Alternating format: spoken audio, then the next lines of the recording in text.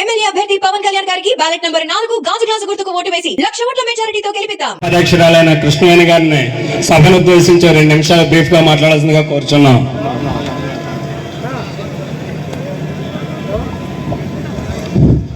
అందరికీ నమస్కారం అండి. ముఖ్యంగా సభని అలంకరించినటువంటి ఈరోజు ముఖ్య అతిథులైనటువంటి కాకినాడ పార్లమెంట్ జనసేన, టీడీపీ మరియు బీజేపీ ఉమ్మడి పార్లమెంట్ ఎంపీ అభ్యర్థి శ్రీ ఉదయ శ్రీనివాస్ గారికి, అలాగే ఎమ్మెల్యే తొలి నియోజకవర్గ ఎమ్మెల్యే దివ్య గారికి కూడా ప్రత్యేక కృతజ్ఞతలు. ముఖ్యంగా టీ తిమ్మాపురం గ్రామ ప్రజలందరికీ, ఇక్కడ ఉన్నటువంటి జన సైనికులందరికీ కూడా శిరస్సు వంచి నమస్కారం తెలియజేస్తున్నాం.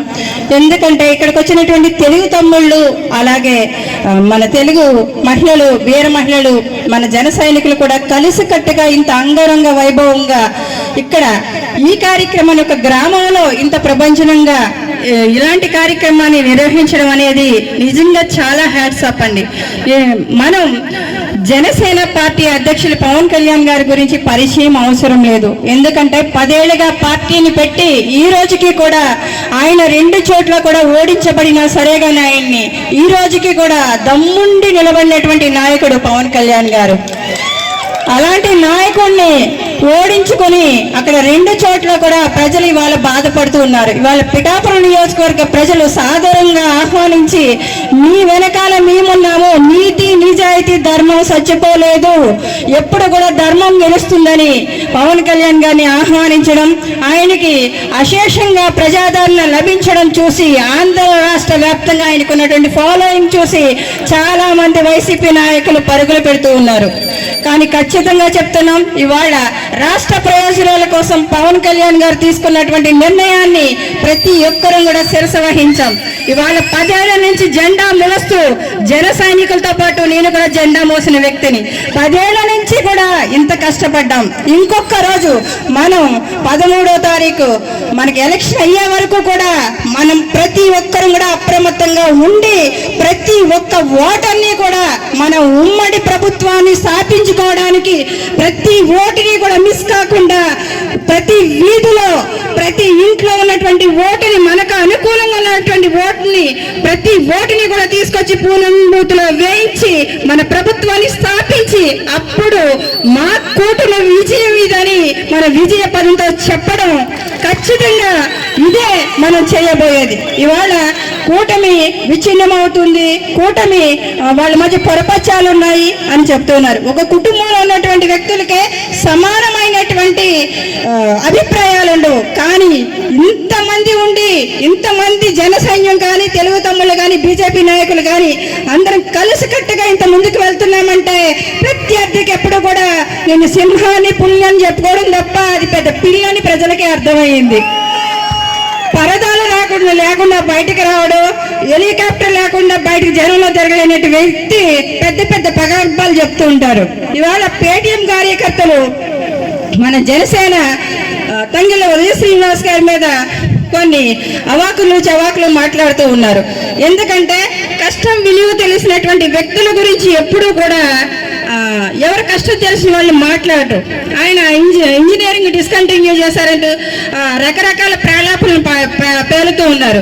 కానీ ఆయన ఇంజనీరింగ్ డిస్కంటిన్యూ చేసినప్పటికీ కూడా ప్రత్యక్షంగా ఒప్పుకొని ఒక స్టార్టప్ని స్టార్ట్ చేసి వేలాది మందికి ఉపాధిని కల్పించి టీ టైం అనేటువంటి ఒక సంస్థను నిర్మించి ఈరోజు దేశ విదేశాల్లో ఉన్నటువంటి యువతకు కూడా మన భారతదేశంలోని అనేక ఫ్రాంచైజీలు పెట్టి ఉపాధి కల్పించినటువంటి వ్యక్తి, ఒక ప్రభుత్వం కూడా చేయలేనటువంటి పనిని ఒక ఉదయ శ్రీనివాస్ గారు చేయగలిగారు.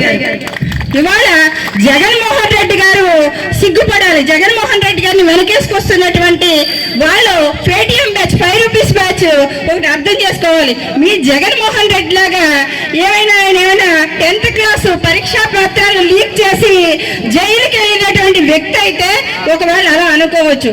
అలా కాకుండా ఎంతో మందికి, వేలాది మందికి ఉపాధి కల్పించినటువంటి వ్యక్తి మీద ట్రోల్స్ చేయడం అనేది ఒకసారి మీ మొహం మీరు ఒక అర్థంలో చూసుకుంటే బాగుంటుందని తెలియజేస్తూ, అలాగే యనమల దివ్య గారికి ప్రత్యేకమైనటువంటి కృతజ్ఞతలు తెలియజేస్తూ, యనమల రామకృష్ణుడి గారు అంటే మన తుని నియోజకవర్గంలో ఎంత పేరు ప్రఖ్యాతులు ఉన్నటువంటి పెద్దలు, మా అందరికీ గౌరవం. మీరందరూ కూడా, మనమందరం కూడా ఏకతాటి మీద ఉండి, నేను ఇక్కడికి ఎలక్షన్ ఇన్ఛార్జిగా మేము కొంతమంది రావడం జరిగింది. వచ్చినప్పటి నుంచి కూడా మేము రూట్ లెవెల్లో తిరుగుతూ ఉన్నాం. దివ్య గారి గురించి కూడా చాలా బాగా చెప్తున్నారు.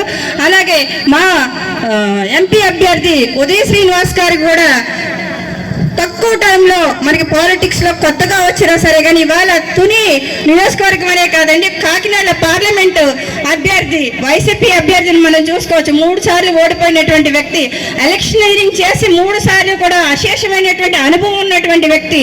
అయినా సరే ఎక్కడ తగ్గకుండా కూడా ఇవాళ ఉదయ శ్రీనివాస్ గారు పార్టీ కోసం, జనసేన పార్టీ నాకు ఇచ్చినటువంటి ఈ గౌరవాన్ని నిలబెట్టుకోవాలని ఆయన అహర్నిశలు కష్టపడుతూ ఉన్నారు.